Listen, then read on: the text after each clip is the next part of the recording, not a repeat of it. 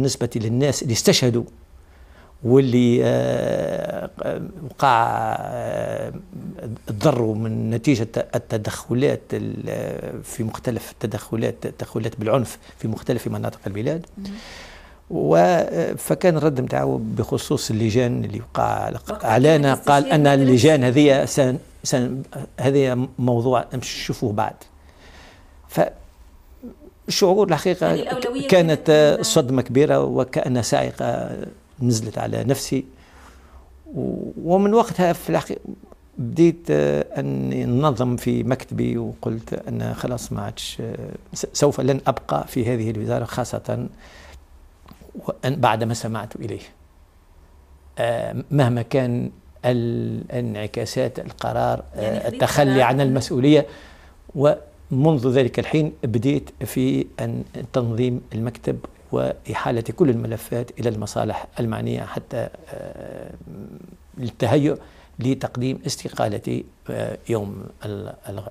كان ممكن يعني مع بن علي تقديم على كل حال مهما ستكون الانعكاسات المحتملة لا يمكن أن أبقى بعدما استمعت إليه. 14 جانفي واللي يهم الناس كثيرا، يعني أنه كان يوم فاصل بالنسبة ليك بعد الاتصالين هذوما. شنو الحاجات اللي قمت بهم، وخاصة يعني بداية تطور الأحداث يعني في شارع الحبيب بورقيبة، كيفاش كنت تتابع الوضع؟ بعد المكالمة هذه وأنا في بصدد إعداد العدة حتى نغادر المنصبي، وقع الاتصال بي من قبل السيد عبد العزيز بن ضياء لإعلامي الساعة تقريبا نصف النهار ولا 11:30 لإعلامي بقرار الرئيس السابق بحل الحكومة وتكليف الوزير الأول بتشكيل حكومة جديدة. فاستمعت إليه بدون أي رد فعل. ثم مكالمة ثانية بعد ذلك تقريبا الساعة 3 من قبل نفس سيد عبد العزيز بن ضياء لإعلامي بأن وقع قرار تعيين الجنرال رشيد عمار كمنسق بين القوات قوات الأمن الداخلية والجيش الوطني، والإعلان على حالة الطوارئ وحظر التجوال بداية من الساعة 6 إلى الساعة 5 صباحا. فبدون شك الأخبار هذه المتواترة تعكس خطورة الوضع التي تعيشه البلاد. من جهة أخرى استقبلت عميد المحامين اللي جاء رأس تظاهرة وجاء الوزير لتقديم الاحتجاج الصارم لعمادة المحامين الأوضاع اللي تعيشها البلاد واستياءه لما تشهد البلاد من عمليات عنف. بالنسبة لأهم لحظات هذا اليوم هي ربما الاتصال اللي وصلك من القصر الرئاسي وخاصة من أحد الضباط.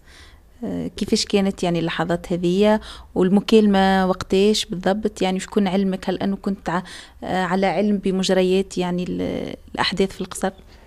ما كنتش في علم بما يجري في القصر، وما كنتش على علم بما زاد وقع حتى في الصباح. يقول يبدو بعد ما أنا سمعت أن فما منازل تم حرقها، ما كنتش على علم.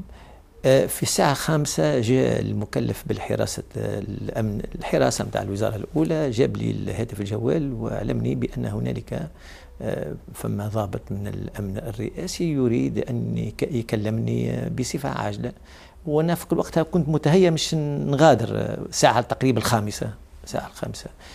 فكان العقيد سامي سيك سالم وقتها كلمني، وكانت في كلام خارج من جوارحه كما يقولوا، واللي قاله لي كلام من السيد الوزير الأول: راه البلاد أمانة في رقبتك، المخاطر كبيرة تهدد البلاد، بحر دم معناتها يترقبنا، سيد ما تأخذ مسؤولياتك. فالرئيس السابق بن علي غادر، فبينت له الإجراءات الإجراءات. الحقيقة المكالمة متاعه عندي كان شعور مزدوج وقت سمعت أن الرئاسة، فما شعور كما الكابوس اللي تنحى بعد ما استمعت إليه، معناتها كما شعور نسبيا ارتياح، على خاطر بعد اللي ما سمعت الصباح تاع 10:30 ولا 11 المكالمة الثانية، واللي ما لمح إليه من أن فما إمكانية القضاء على 1000 أو أكثر حتى يرجع الأمن إلى ما كان عليه في السابق، فما نسبيا كما شعور بتاع أن يعني. تنفس. وفي نفس الوقت شعور المسؤولية، لأن ما قاله يبرز أن فما مخاطر تهدد البلاد، فبين أن في الوقت باعتبار الدستور. شنو الكلمة اللي قالها لك يعني سيكسيل تبين اللي الرئيس غادر هرب؟ شنو الكلمة بالنسبة لي قال غادر، هو غادر البلاد خرج، معناتها خرج هو وحتى معناتها سي علي سرياتي زاد خرج كيف وهو وحده في القصر مع عدد محدود من الأمن الرئاسي، والبلاد تهدد فيها أخطار كبيرة وفما مخاطر. فالربط الكلام اللي قالوا في الصباح مع الكلام اللي قالوا سيك سالم، الربط هذا هو اللي خلى بأني خذيت الكلام بجد، وخاصة أن شعرت بأن الكلام يقول فيه من جوارحه، معناتها مش متاع كلام متاع شخص كلام عادي أو كلام مفتعل. وخذيت المسألة يعني المكالمة هذيك بالمحمل الجد؟ خذيتها بالجد، نعم خذيتها بالجد، وقلت له أن أعطيته المعطيات، لأن منذ تحوير الدستور عام 1988 في جويلية 1988 ما عادش الوزير الأول اللي يعوض الرئيس عندما تكون فما استحالة شغور، فيكون رئيس مجلس النواب بعد إجراءات معينة في اجتماع مجلس الدستوري أن يتأكد بأن فما هنالك فراغ نهائي شغور نهائي، ويعلم رئيس مجلس النواب أو رئيس مجلس المستشارين لتولي السلطة. ما اكتفيتش بهذا الكلام، ولأن إشكال انتقال السلطة على وفقا للدستور تتطلب وقت معين حتى يقع احترام مختلف الإجراءات. فوقع اجتماع صغير بيني وبين مدير الديوان تاع سيد طيب يوسفي ورئيس الهيئة العليا للوظيفة العمومية سي أحمد زروق، اللي كانوا موجودين في الساعة 5 ما غادروش الوزارة الأولى.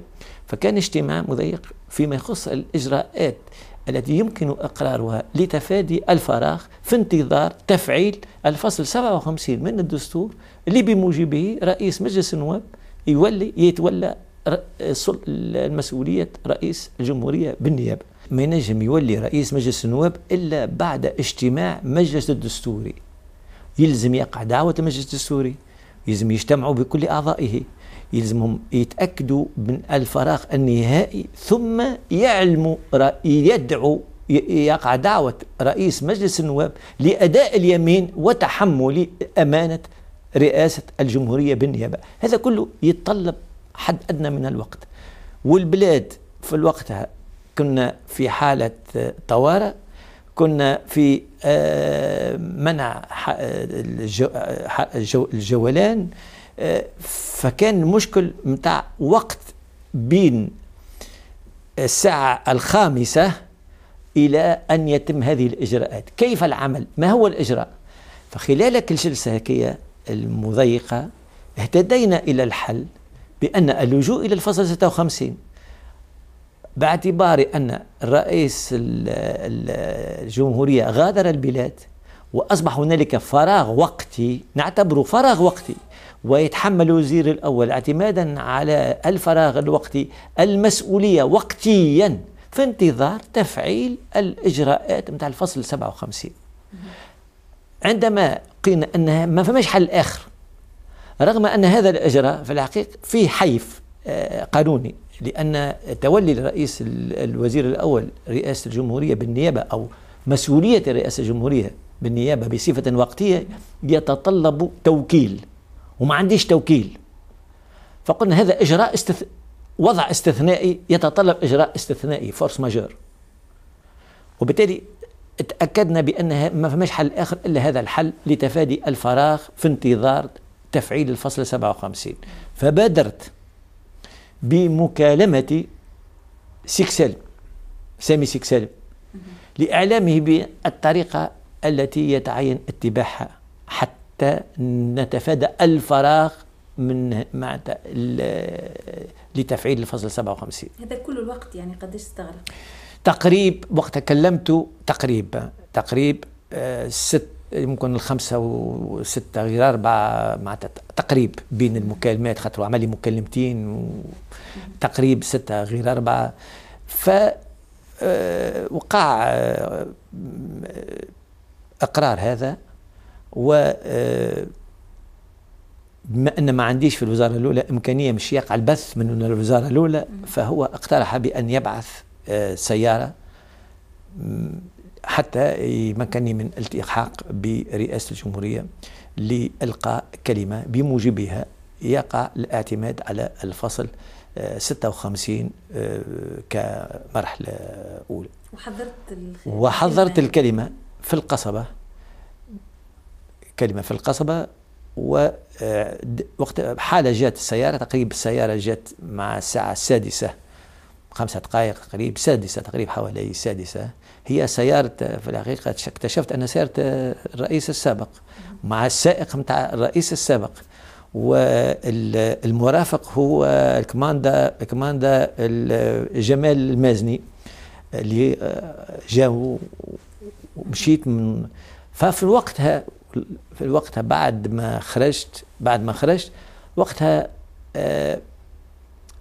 كلمت وزير الدفاع أن كل الإجراءات اللي تمت بدون أن لا أتصل لا بوزير الداخلية لا بوزير الدفاع لا بالمستشار الخاص لرئيس الجمهورية، كل تم اتخاذها من انطلاقا من القناعة بضرورة اتخاذ إجراءات عاجلة حتى نتفادى أي مخاطر تهدد البلاد. وفي الثنية يعني اتصلت في الثنية بعدما ركبت السيارة اتصلت بزوجتي أولا مش نقول لها راني ماشي لقصر كارتاج، ثم كلمت وزير الدفاع وقلت له راهم ماشي قصر كارتاج. لقيت أولا أنه على باله بأن الرئيس السابق غادر البلاد، فطلب مني ناخذ حذري ونرد بالي نرد بالي ونبقى. لا الحقيقة هذا ايش قال، أن ناخذ بالي، وأعطاني الهاتف متاعه والجوال، النمر متاع الهاتف الجوال. وكانت مكالمة تقريبا كان فما 2 مكالمات أخرين. مكالمة ثانية كان على علم أنك باش تلقي الخطاب؟ لا لا لا لا لا لا ما كانش، ما قلتلوش. لا قلت له ماشي قصر قرطاج فقط. في المكالمة الثانية قال لي عندي شكوك فيما يخص علي السرياتي وأنوي مش يقع إيقافه، فبالتالي قلت له زيد تأكد ثبت أمورك باعتبار هذا ميدان خارج على نطاقي. عندما وصلت للقصر قريب نوصل للقصر فكانت مكالمة ثالثة، هو أخذ المبادرة فطلب مني، قال لي فين وصلت؟ قلت له قريب. قال لي أرجع لأن ما فما مخاطر تهدد حياتك. لكن أنا وقتها كان بالنسبة لي القيام بالواجب ما عادش شيء ينجم يخليني نوخر على ما أقدمت عليه. ووقتها درت الدورة متاع القصر، فبالتالي قلت له خلاص أنا قريب نوصل الوحدة القصر، ووصلت طريقي. وقتها عندما دخلت لقيت رئيس مجلس النواب رئيس مجلس المستشارين، فعلمتهم وكنت هزيت معايا الدستور وقريت عليهم الفصل 57 والفصل 56، وقلت لهم الفصل 57 تفعيل الفصل 57 المفروض، قلت له توجهت للسي فؤاد، قلت له أن غد مش تكون أنت رئيس بالنيابة، لكن في الوقت الحاضر في انتظار أن يقع تفعيل مختلف الإجراءات الاقتراح أن أتولى النيابة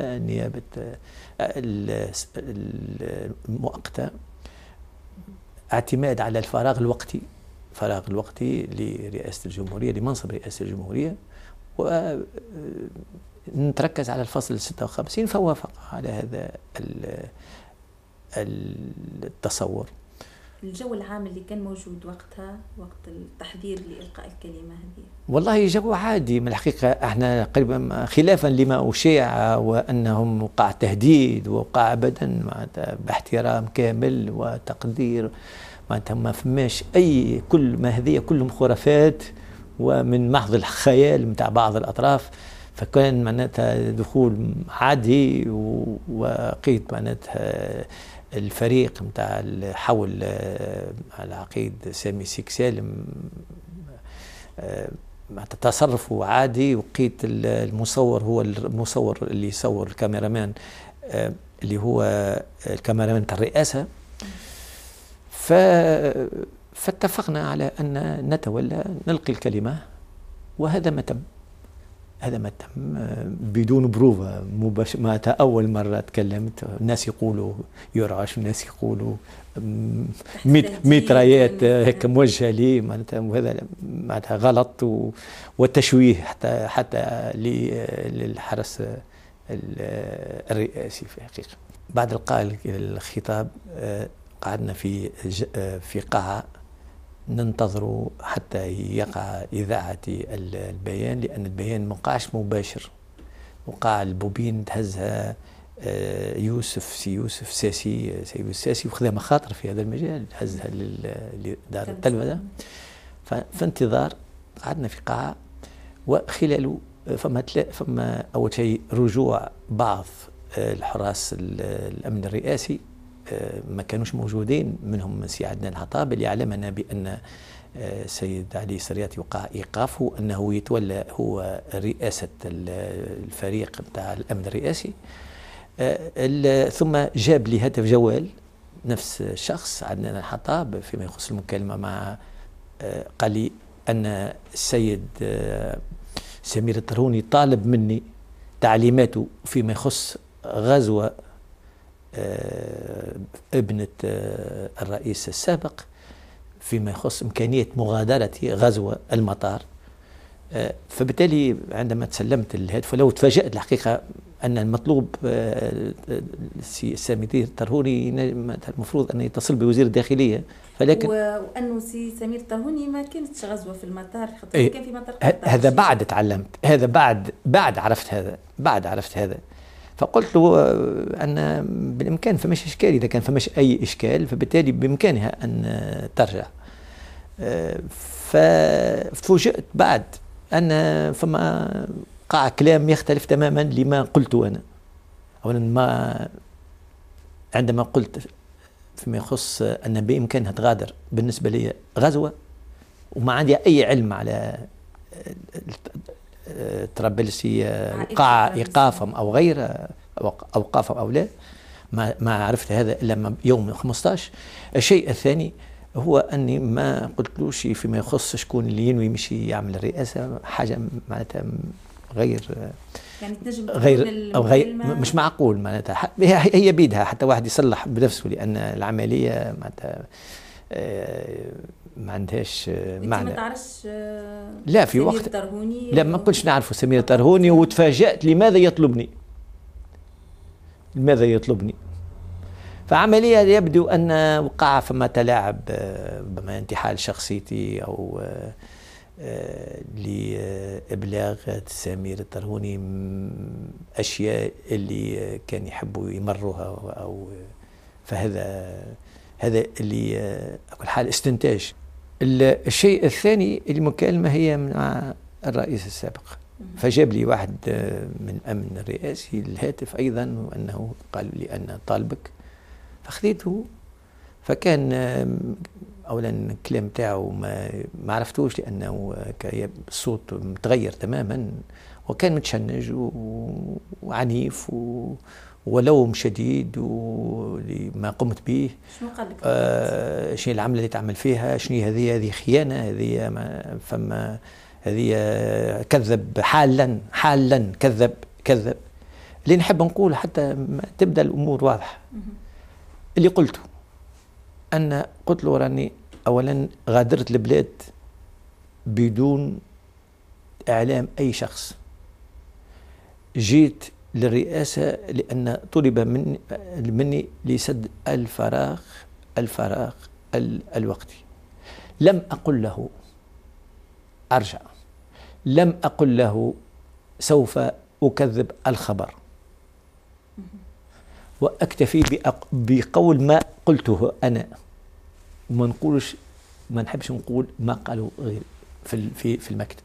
فما تهديد وجهه له؟ هو من غير شك هو قال لي قال أنه مش يرجع، قال أنه غادر البلاد فقط، مش يوصل عائلته ومش يرجع. هذا ما قاله. قلت سي فؤاد بازار، قلت له سي فؤاد غدا عندك أنت الرئاسة، قلت له عندك أنت، قلت له ما فماش حل آخر. ردة فعل قلت له ما فماش حل آخر، غدوة عندك الرئاسة. أكتفي بهذا القول، قلت له عندك الرئاسة وما فماش حل آخر. ثم اتصلت بوزير الدفاع لأطلب منه بأن يقع التقييد التام بعدم استعمال السلاح. واتصلت بعد بوزير الداخلية ومرة أخرى بوزير الدفاع لدعوتهم بدعوة المجلس الأعلى للأمن القومي. فكان اجتماع حاسم هام، لأن خلال هذا الاجتماع اللي تقريبا انطلق من الساعة 11 أو بعد حتى الساعة 11 ليلا، كان هنالك أولا إجراءات فيما يخص الأمنية حتى يقع تنسيق أكثر بين الجيش ومع قوات الأمن لحماية المواطنين. التحقت بالوزارة الأولى فوجدت سي فتحي عبد الناظر في انتظاري، وكتبنا بالتعاون حتى سي زهير مظفر وقتها التحق متاع الوزير الوظيفة العمومية، وكتبنا وقتها الرسالة التي أتوجه بها إلى رئيس مجلس الدستوري للإعلان على الفراغ النهائي للسلطة. والرسالة أن الرئيس، واخذين 3 عناصر: الرئيس غادر البلاد بدون أن يفوض سلطاته إلى الوزير الأول، والبلاد هي حالة طوارئ قصوى، وهنالك استحالة لرجوعه إلى تونس. هذا الشيء اللي يخلي ضرورة الإعلان على الفراغ، حالة فراغ نهائي، ودعوة رئيس مجلس النواب لتولي رئاسة الجمهورية بالنيابة. وهذا ما تم فعله. 20 ساعة بين تقل الطائرة وتعيين رئيس جديد مع احترام كل الإجراءات متاع الدستور. مع العلم أيضا أن بعدما كتبت الرسالة إلى رئيس المجلس الدستوري اتصل بي الرئيس السابق وخذيته بالهاتف، لأن بالنسبة لي ضروري أن فما معادلة صعبة، أن ما يلزمش يكون هو يكون فما شكوك بأن يقع فما عملية متاع اللجوء إلى الفصل 57. خذيته واقترح علي رئاسة الجمهورية بصفة مؤقتة، وطلب بأن يرجع. فقلت له أولا بالنسبة لرئاسة الجمهورية قلت ما عنديش طموح، ما عندي أي طموح، أن رجوعه مستحيل غير ممكن، وهادئ خلافا لما كان سابق. والشيء الثالث اللي قلته له قال لي معناته شنو اللي صار، وقلت له أن صار أن الناس وصلوا لدرجة بأنهم أصبحوا غير قادرين على احتمال ما تصرفات عائلتك، العائلة بتاعك. هو قال لي ما كنتش على بالي. هذه هي تقريب وحرصت على أن أصرح بكل المكالمات اللي تمت مع بن علي. المهم أن اليوم تونس معناتها لازم تتكاتف كل الجهود حتى نبني تونس مش من خراب. عندنا مكاسب، ندعم المكاسب اللي تحققت ونصلح الأخطاء ونبني ديمقراطية اللي عمرنا ما عشناها منذ قرون، منذ آلاف السنوات عمرنا ما عرشنا ديمقراطية. نبني ديمقراطية اللي الإنسان عنده مكانة.